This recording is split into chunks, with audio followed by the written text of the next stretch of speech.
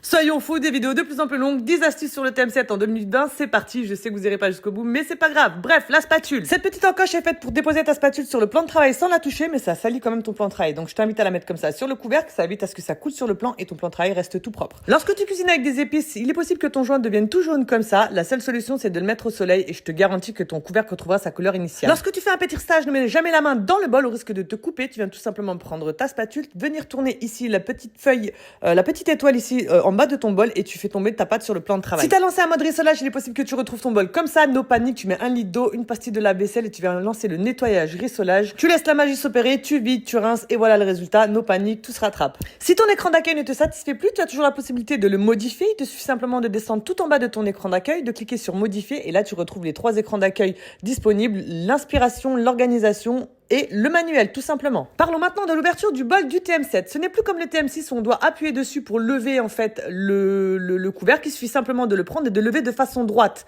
On referme droit, on relève droit.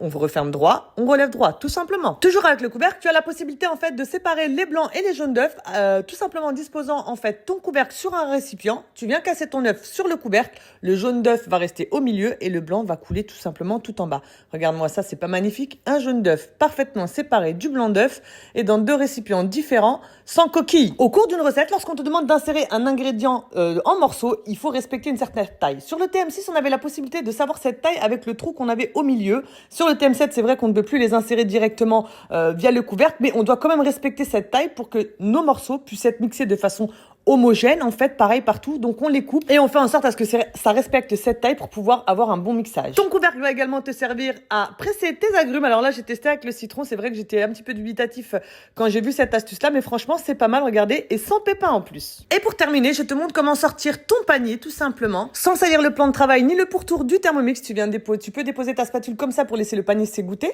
Si tu dois transporter ton panier, tu viens le déposer comme ça sur le couvercle. Et si tu souhaites le transvaser, tu viens ouvrir comme ça avec le bout de la spatule, tu reprends ton panier et tu transvases comme ça directement.